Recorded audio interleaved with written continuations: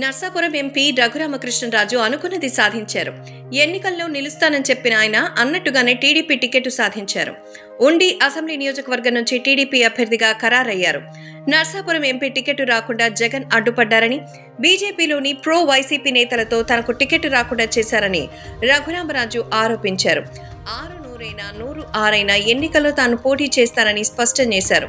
తెలుగుదేశం పార్టీలో చేరడమే కాదు, స్వల్పకాలంలో ఆ పార్టీ టికెట్ పొందగలిగారు. నేరుగా ఇప్పుడు వైసీపీతో తలపడనున్నారు. గత ఎన్నికల్లో నర్సాపురం నుంచి వైసీపీ అభ్యర్థిగా పోటీ చేసి ఎంపీగా గెలిచారు రఘురామకృష్ణరాజు. ఇలా గెలిచిన కొద్ది కాలానికే ఆయన రెబల్గా మారారు. గత 5 సంవత్సరాలుగా వైసీపీని ఇరకాటంలో పెడుతూ వచ్చారు. కేంద్రంలోని బీజేపీకి మద్దతు ఇచ్చేవారు. టీడీపీ జనసేనతో సన్నిహితంగా మెలిగేవారు. జగన్ వ్యతిరేక మీడియాకు బ్రాండ్ అంబాసిడర్ గా ఉండేవారు.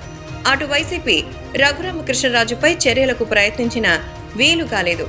కేంద్రం వద్ద రఘురామకు పరపతి ఉండడంతో వైసీపీ ఏం చేయలేకపోయింది. ఈ ధీమాతోనే బీజేపీ నుంచి తనకు టికెట్ ఖాయమని రఘురామ భావించారు. చివరి వరకు వేచి చూశారు. కానీ బీజేపీ హ్యాండ్ ఇచ్చింది. భూపతిరాజు శ్రీనివాసవర్మకు నర్సాపురం ఎంపీ టికెట్ కేటాయించింది. అప్పటి నుంచి రఘురామ టెన్షన్తో గడపాల్సి వచ్చింది. సోము వీర్రాజు ద్వారా టీడీపీకి బీజేపీ టికెట్ రాకుండా జగనే చేశారని రఘురామ ఆరోపించారు.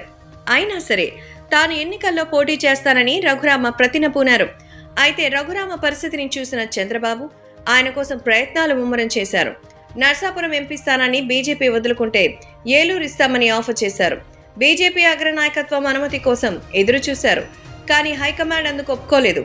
అటు ఎంపీ అభ్యర్థి శ్రీనివాసవర్మకు బీ ఫారం కూడా అందించింది. ఈ తరుణంలోనే చంద్రబాబు సీరియస్ గా ఆలోచించడం ప్రారంభించారు. నర్సాపురం లోక్సభ స్థానం పరిధిలోని ఉండి అసెంబ్లీ స్థానాన్ని కేటాయించాలని చూశారు. అయితే అక్కడ టీడీపీకి సిట్టింగ్ ఎమ్మెల్యే మంతెన రామరాజు ఉన్నారు. గతంలో ఆయన పేరును కూడా ప్రకటించారు. దీంతో ఆయనను మార్చి రఘురామరాజుకు ఆ సీట్ కేటాయించారు. అందుగాను మంతెన రామరాజుకు ఒప్పించే బాధ్యతను టీడీపీ నేతలకు అప్పగించారు చంద్రబాబు. అయితే ఇదంతా ప్రీ ప్లాన్ అని వైసీపీ ఆరోపిస్తోంది.